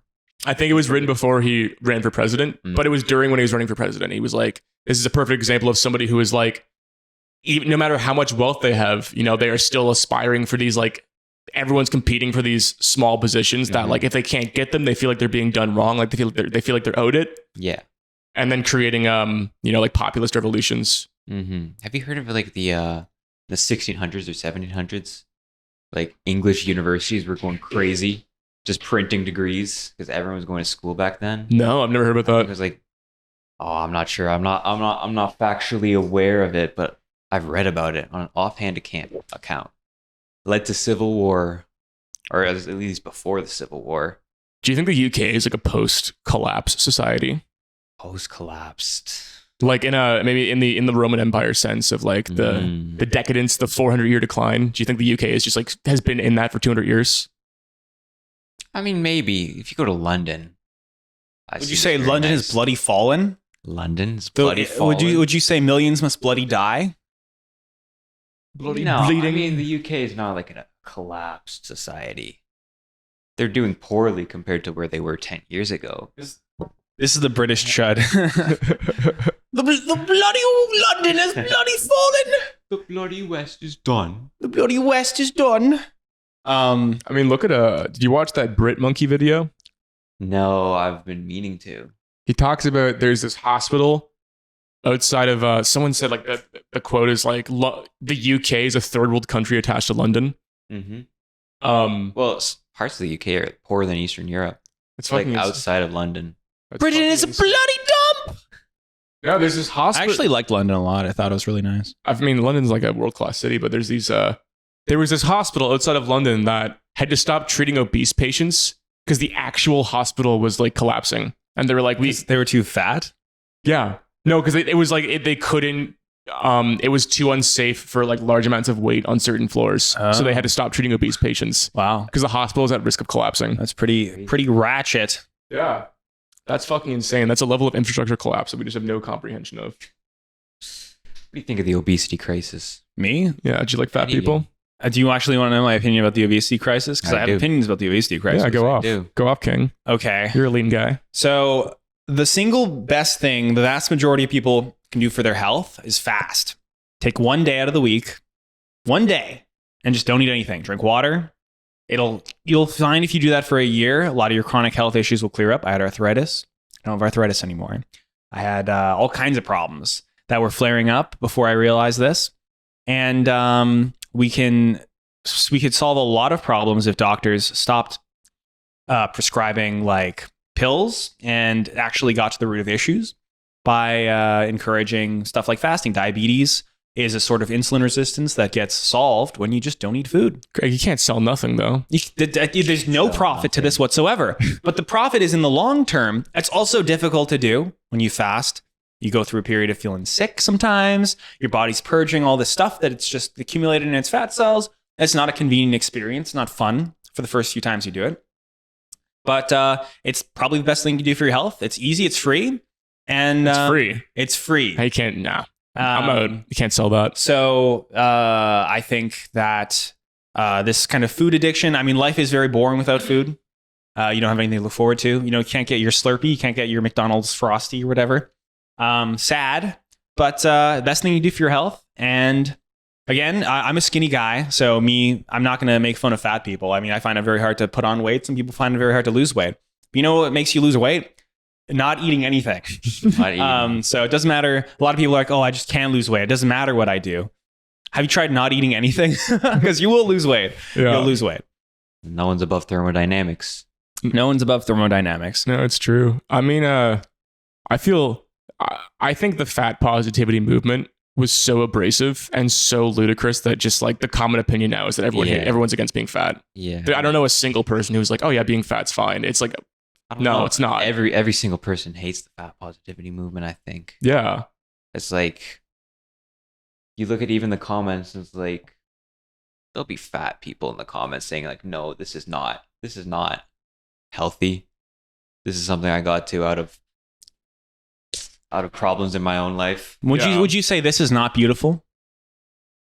Sorry, not beautiful. Sorry, not beautiful. Sorry, my pee not hard. It's insane. I mean, look, I was a big boy. I was 270 at some point in my life. And I just think being fat is evidence of your own laziness that you carry. It's like wearing a stained shirt every day. It's like leaving the house. Are you wearing a stained shirt? It's like leaving the house in a fucking white t-shirt covered in barbecue sauce. It's just like, you know, if that guy starts talking to me about anything, I'm like, I'm questioning what you think because like you look like shit. Just because of his decisions? Yeah, just because of his It's I think like a lagging indicator too. It's repeated decisions. Yeah, exactly. Repeat bad decisions. Like, do you have good ideas about how the world should be run? Can you make like good claims about things? Because I know when I was a fat fuck, I had horrible ideas and I wouldn't have expected anyone to trust me. And then I lost weight and all of a sudden I like was getting jobs a lot easier. I was like nailing job interviews. Women really liked me. I had a lot more friends. It's like, yeah, because I'm like a more likable person. Like is pretty privileged. Just like fucking accept that the world is a completely unfair and unegalitarian place, and like figure out how to work within it. We live in a hotocracy. It's hot talk. yeah, it's a rule by the hot. Rule by the hot. Do you consider Joe Biden to be? Joe Biden was a very attractive man. He was. Kamala Harris. Come on, if you were a woman, you wouldn't go fucking crazy for this dude. Look at this dude. That's how he got a senator job, isn't it? This is an attractive man. This is a guy with good genetics. Also, what, he's like 80. I mean, he's obviously old and demented, but like he's got a winner's smile. He's not a bad looking guy. No, he looks fine. Except after he got all that work done, I think he looked kind of fucked up. I think the work made him look all transhuman and weird. I don't think it's a hot talkers. I think it's hot bottom up. Hot bottom up. Like the bottom up positions in society go to hot people. What do you mean? Like working your way up, you get hired if you're hot. Oh yeah, like you have more vertical mobility if you're attractive. Yeah, absolutely. I'd like to get him bottom up. I know, but just fucking accept it, dude. Like I'm so sick of people who don't accept it. And people who accept it too much, like the black pillars. There's a good in between. Mr. Homath. Mr. Homath. Is he still? Can you look up Homath? I want to see how his channel's. He's still going. He's doing well. Deep into it though. He's like full incel now. Like that's even more happens. than what he That's was. what happens on the internet. You start doubling down on what 600,000? does well for you. 1.3 million 3 months ago. No, he's killing it. Oh wow! I love that. There's something about think before you sleep. Homath, what of all this? This style of channel that just like the actual production of the content itself is so lazy, but the information's so dopaminergic. Yeah. That you cannot escape it. All the right wing YouTube channels kind of have like they're faceless, still images. Like the images aren't even zooming in, just still images and just like talking the whole time with no music, like no editing. It's very fascinating. People love the charts to explain complicated like zeitgeist moments. Yeah. The Delta Hot Index. Yeah. I just so highly suggest against anybody metagaming, trying to metagame attraction to this extent. I think attraction is so much more abstract than we think it is. You're definitely killing your ability to love, even if you're correct. Yeah. But I think he's gonna find love, Mr. Homath, after all these videos. I think it would be disastrous for his career.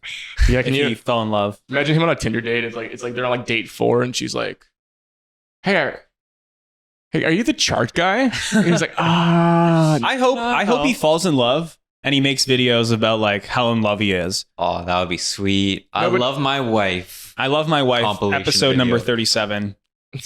500 views. 500 views. Another thing I appreciate. My wife left me because I'm broke. I fucking hate all women. 1 million views. 1 million views. Yeah, that's his life. That's the cycle. He's gonna get loaded, and then he's gonna attract a nice woman, and then he's gonna fall in love, and then he'll find love one day. Spend all of his money on her like a simp, and then rinse and repeat. Anyway, Homath, come by the studio. We'll put you up for free. Tell us your opinion about the hose. What's the I like his on aesthetic. YouTube? The what? The left wing's aesthetic. If like the right wing's just talking over still images, the left wing's just bisexual Rogan as lighting. a dispositional right winger gets more dopamine from critiquing his own dispositional side. I do get so much more dopamine. And as a dispositional left winger, I can talk to you about the bread tubers. Bisexual lighting. This is their aesthetic. It's like we were talking before the podcast started. We were talking about this because I was trying to find a B-roll of like trad wives on a farm for my video. I looked up like trad wife, and it's just 40 videos of women with like pink outlines doing this. Like, yeah. And then, like, what do they look like? I want to see this. Look up trad wife. Look up trad wife YouTube. Look up trad wife video. YouTube. First ones. The epidemic is insane. Like specifically these TikTok trad wives. Yeah, keep scrolling down. Like you'll find all the thumbnails. They all have the exact same fucking meta. It's crazy. You can just pull this out of your ass. Like this chick. This thing has a problem. It's just a different side of YouTube than what we're on. Maybe Gregory's on it. It's a very different side of YouTube. Well, this is specifically, but they all have like five. I mean, where do these women come from? They all have like the same thumbnail, like same pink glow, look, the same condescending look, the same words, and 500,000 views. Look, another one, Who the fuck is Madison Brown? Who the fuck is Kara? It's the same video. Ben Shapiro's in on it too. Yeah. Ben Shapiro is spiritually a woman. You think so? Yeah, I think Ben Shapiro is spiritually a woman. Brogan, you need to make a slop video about these types of thumbnails. That'd be nice. That would be nice. I dated a woman who was very much like me, and she was a man. She was? Like, not like, I guess in the Ben Shapiro biological sense, but like dispositionally, spiritually a man. Kabbalistically, that chick was a man. That chick was the most manly woman I've ever dated. You're gonna catch her playing Hoi 4. And I loved her. I loved her deeply because I love men. I'm like homo-romantic. That's why I liked her so much. You're deeply closeted homosexual. No, I'm not homosexual. No one sees me for who I am. I'm heterosexual, but I love men. I'm homo-romantic. You're a deeply closeted gay man. Doesn't mean you're gay. It means you're deeply closeted. I could be homo-romantic with Hoser. Are you homo-romantic with me? I feel homo-romanticism towards certain men, and you're one of these men I feel homo-romantic with. Yeah. You're demisexual. I'm not demisexual. Sexuality has nothing to do with it. I don't want to have sex with Hoser. No offense. But if you wanted to live on the roof, I'd be very happy because we would be intertwining our lives meaningfully. What? Because you're attracted to me? No. Is that it? Well, I'm like romantically attracted to you. Like I want to spend the rest of my life with you. Like I want to spend the rest of my life with Brogan. Now, then by the rest of my life, that's a big statement. But like, I want to intertwine. I like to intertwine my life with men in such a way where we're kind of. That's fun. You have a bond, friendship. And I feel that way. I tend to feel that way towards men, and I very rarely feel it towards women unless they're men. Can we cut this out too? Let's cut this entire podcast. Okay. Everything up until Henry. Everything. Okay. So I want you to like cut to here. So now what I'm talking about is in the podcast. Everything up until I make a horrible joke that would totally get the podcast ripped off the internet that no one can hear. It wouldn't get ripped off the internet. And it would destroy Hoser's career. It might destroy Greg's. I'd be fine. And people expected my career would also be fine. Canceled these days. You can't get wait, Hoser, would you be okay with us just leaving that in, just out of curiosity? I want to take my disgusting joke out. Yeah, you'd be okay with it? Probably? Yeah, why not? Let's leave it in. Probably. Let's leave it in. It's real. It's true. It's true. Okay, do you want to know my actual opinion about trans people? Yeah, I'd love to know. Because no one is actually ready for this take, okay? I'm an extremist. All of my political beliefs are based off of the most extreme take I can find on something. Yeah. In my opinion, believing that trans people are real, but then also believing that everyone should be trans, that's the more extreme take than believing in a gender binary. So this is more of a status quo perspective, what Ben Shapiro represents. What he is representing is not quite as extreme, but it's more to do with this person. This is who I take my trans philosophy from. There's an Instagram page called Imminent Memer.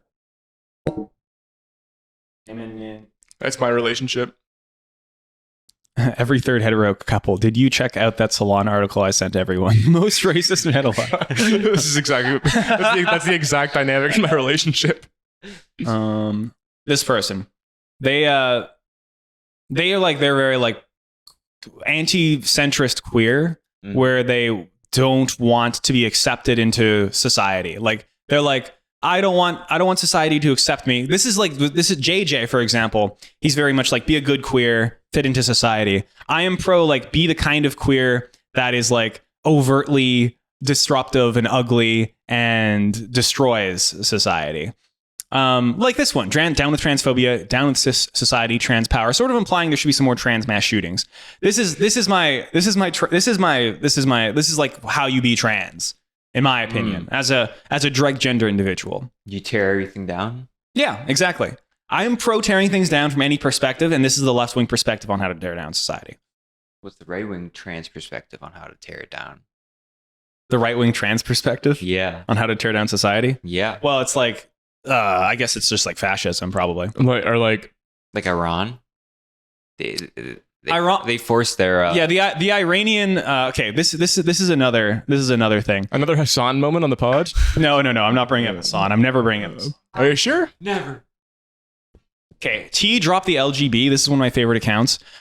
This is the Iranian perspective. It's like lesbians, gays, and bisexuals don't exist and are haram, but trans people are real. Because like in Iran, they will force you to transition if you're gay, right? Yeah. So, That's kind of the right-wing perspective. Trans rights are human rights, but if two consenting adults of the same gender even think about kissing each other without first saying no homo, their souls will be damned to hell for all of eternity. My husband is the devil. Yeah, she's like, or they, I don't know. They are very, they're very pro-trans, but anti-LGB, like LGB, like they're anti being gay. So they think you should just transition. Also, they're schizophrenic. Greedy pumpkins. What the fuck does that? Go back to that. What does that mean? Girl cum. Starving subs. Greedy pumpkin? What? I don't know. I don't know. They are actually schizophrenic, but they're also very funny. Gay people are not legal currency. Yeah, this is one of my favorite accounts. They do post a little too much. Anyway, I don't think about trans issues that frequently. No. I think I have like the Destiny perspective of just like it's not a big deal. It's not a big deal. Maybe like I don't know, but the cases are so fringe and it's such a case of outrage politics to look at like I don't know, some mom in California, like Megan Fox's kids are all trans. All of them? Yeah, all three. Wow. Oh, yeah. Like, yeah, Megan Fox is like a great fucking paragon for the average person. Three white cis men talk about trans issues on a podcast. I think it's not important. This is my official opinion, by the way. Mental illness real. This is my actual opinion. I think JJ should transition. I don't recognize JJ being a homosexual. I think he's a. You think he's a girl? He's a no. JJ's proof that gay people exist. Because he's like not a feminine gay dude. He's like a man's man gay dude. He's like just a guy. Yeah. Anyway, Thanks, guys. Oh, this has a lot. I love this one. That's insane. That's the most insane image I've ever seen in my fucking life. Oh my god. Embrace super cap. Oh yeah, they're also a super capitalist. Oh man, they're so good. Okay, me when I see homosexual slurs. Okay, enough. Hoser, we had you on Geopolitics for a good hour and 20, and for some reason I had to bring up the Ben Shapiro trans debate. We really got sidetracked with the trans stuff. Brogan, you have beef and potato physiognomy. Greg, you have tomato and rice physiognomy. Where did you get this from? Where did this come from? Coming out of the sky. I've never been free associated in my physiognomy so well. Tomato and rice? That's like a Basque meal. Yeah, that's a Basque meal. I've never eaten tomato and rice. What about potatoes and meat? But beef and potatoes. Beef and potatoes. Yeah, you do have beef and potatoes physiognomy. Yeah, I know I do. I feel like I'm like a dirt person. Like I'm a fucking I like to think I'm a beef and potatoes too, but sometimes I look at myself, I'm like, that's cod. Yeah. Yeah, there's a bit. You got a bit of bread in you. You got a bit of porridge in you. Bread actually, and cod. you're like I feel like a seafood chowder kind of guy. Like I'm like a Dutch merchant. If I went back, I'd look like a Dutch merchant. Yeah, I could see that. Hoser from Hoser, why haven't you killed yourself yet? More life to that than that. Why'd you kill yourself?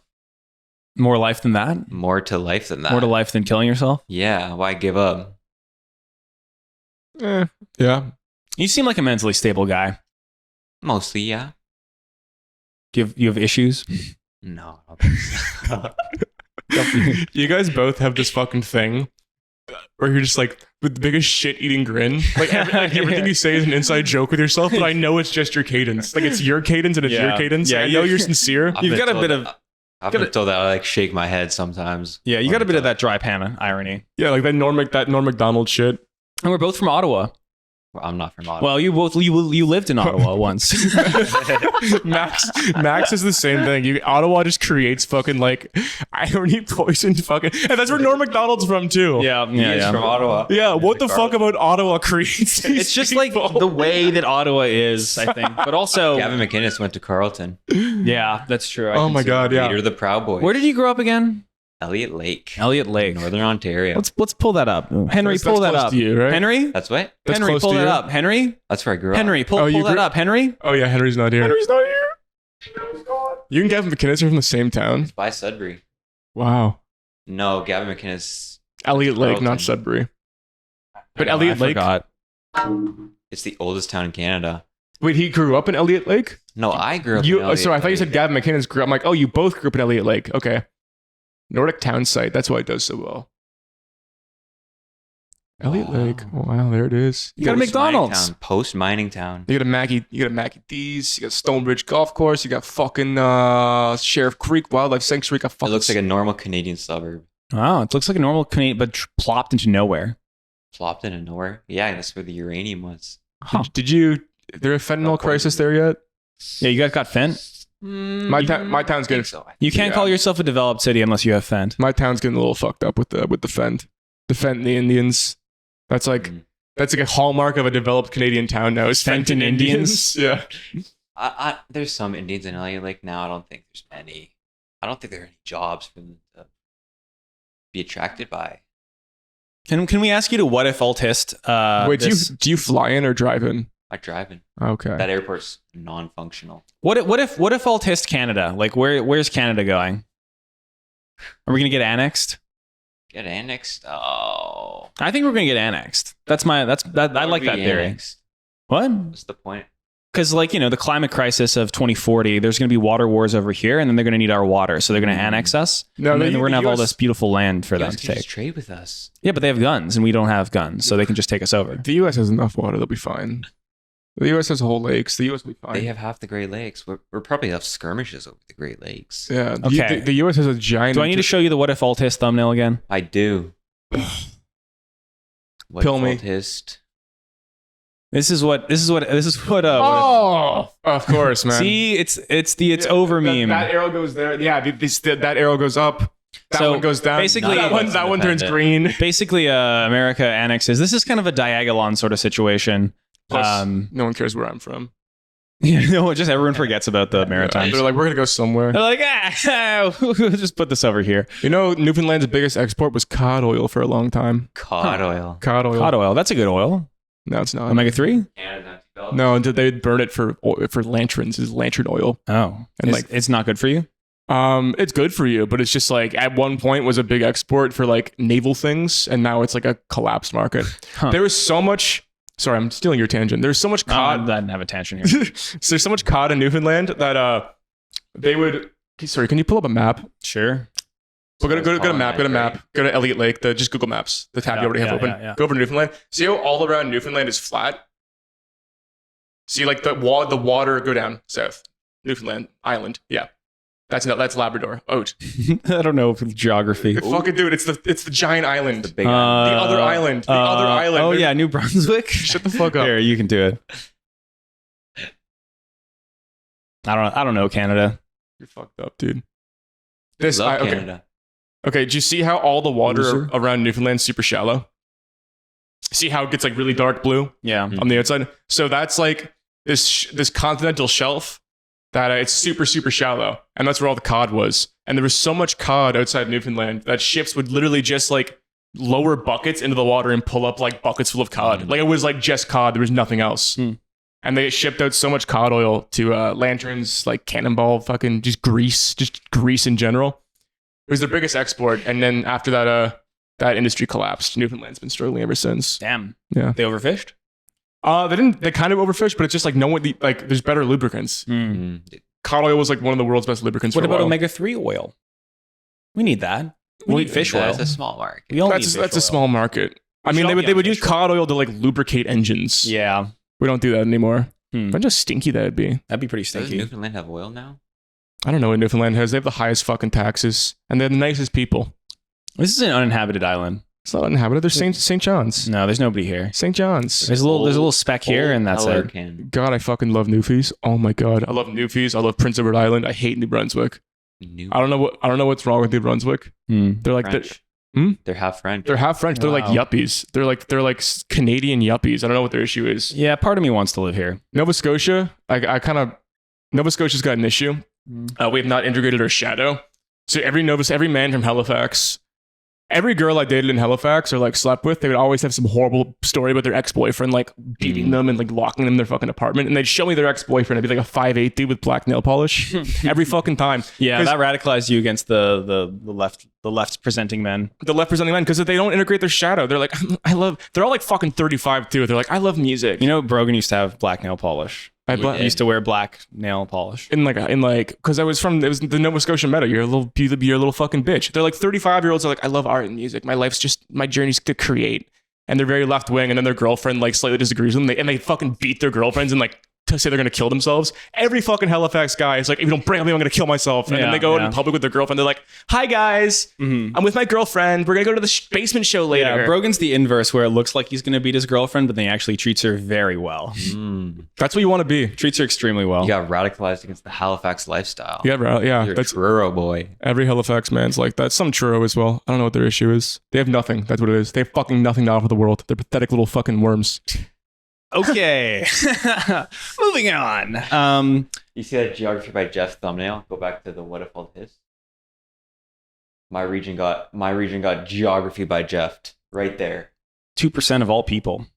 Canada's empty built. What The fuck is wrong with them? What's going on here? What's wrong with them? You can't farm. That's why. That's it. That's the reason.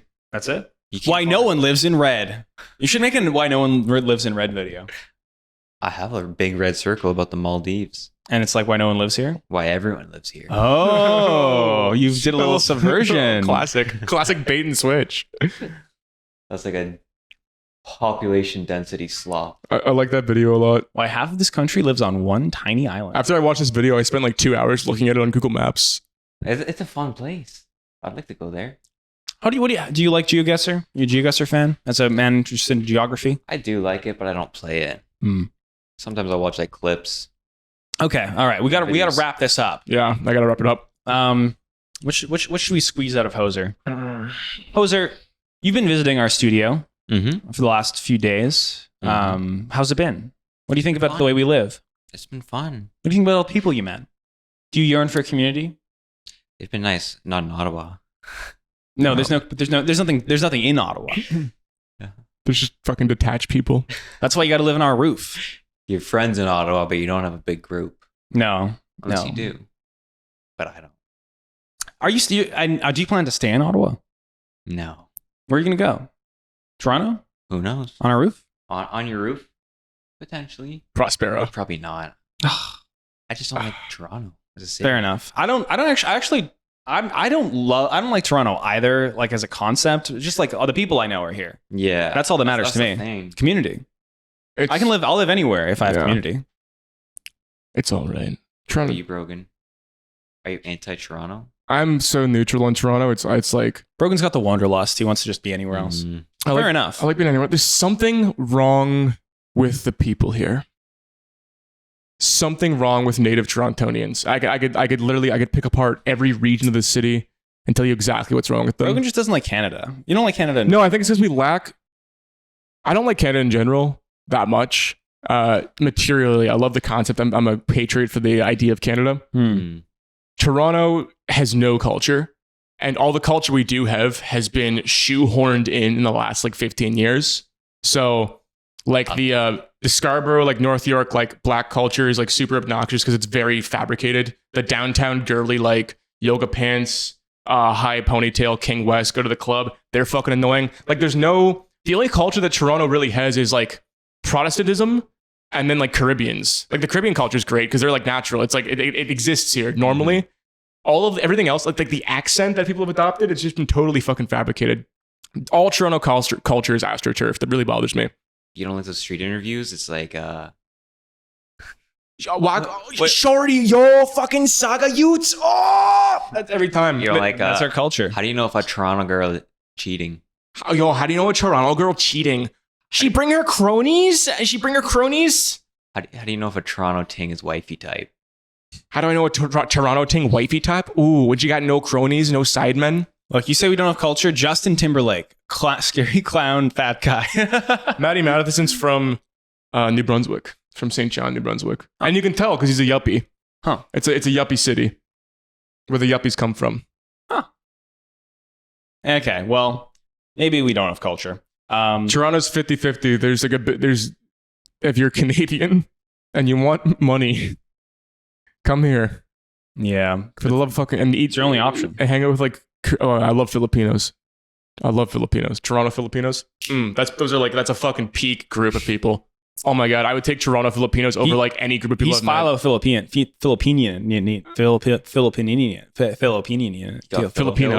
He's Philo-Filipino. I'm Philo-Filipino. I love Filipinos. Filipino. You got Philipilled. I'm Phil-pilled. They're great people. I like Caribbeans too. They are nice people. Indians, though?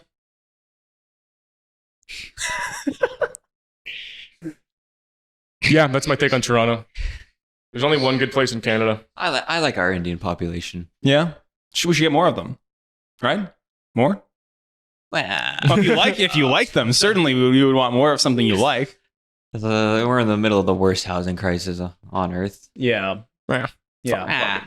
Okay. Give us a positive. We're optimists here. We're all optimists here. We're all optimists. No, we're not. I'm a pessimist. But give us an optimistic. Give us a quick optimistic and pessimistic perspective of how things could go for Canada as a resident hoser. Pessimistic. We just continue. I don't want to be all JJ here, but like we continue this anti-American. Just shut ourselves off from the only opportunity we have to grow. Just a bit closer. There we go. We shut ourselves off from the only opportunity we have to grow. Like America is where things are made. America is where culture is made. America is where ideas are made. It's where the money is. And we don't want to shut ourselves off completely from that. So if we grow to be ever more nationalist, you could see a situation where Canada continues stagnating and America just keeps growing. The gap between us becomes ever larger. And then when immigrants come, they want to go to the successful country. They go to America and we lose our advantage. Go to the 5-year. Ooh. Go to the max. Go to the max. Okay. Wait, hold on. Yeah, all right. Ooh, yeah. Ooh, yeah. Oh, no. Yeah. Ooh. Oh, yeah.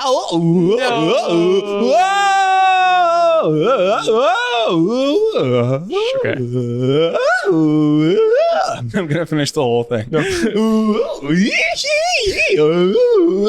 Oh. I think once you get past 2016, it's just like, yeah, it's like,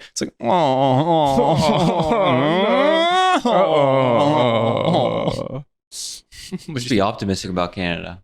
Yeah, what's the optimistic take? We just build a lot of buildings. Yeah, hell yeah. Natural resources. Free them up. I want to see more. Free enough. I want to see taller buildings. More tall buildings. We just need more buildings of everything. We need houses. We need hospitals. We need.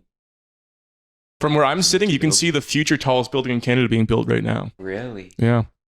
Do you see that? Come over here. See that building right there with all the cranes on top? Yeah. That's going to be the tallest building in Canada. Really? Canada's first super skyscraper. Wow, and we're going to have a first-hand view of it from our roof. We can see the CN Tower. We can see everything. It's like it's like we're omnipotently placed somewhere that is undiscoverable. As if we're just in a glass box in the sky with no address that you could never find. Very slick, very cool. You can never find rainbow's going to respond. Yeah, it's inevitable. Okay, I think with the exact picture. Okay, Hoser from Hoser. I think we've talked about a lot of things on this podcast. Yeah. And we've talked about a lot of binaries and spectrums, clearly. Yeah. One of which is... And the lack of binaries. Yeah.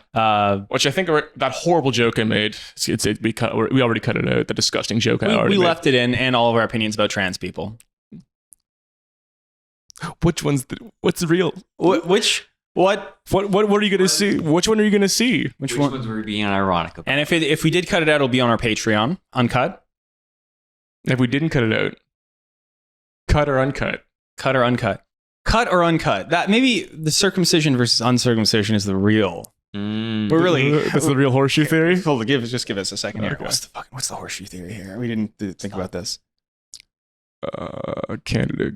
Okay, Canada good, Canada bad. Doesn't matter. We're getting annexed by the U.S. We're getting annexed by the U.S. Yeah. Okay. So Canada good, Canada bad. It doesn't matter what side of the spectrum you exist on, because either way, we're getting annexed by the U.S. And that's the real horseshoe theory.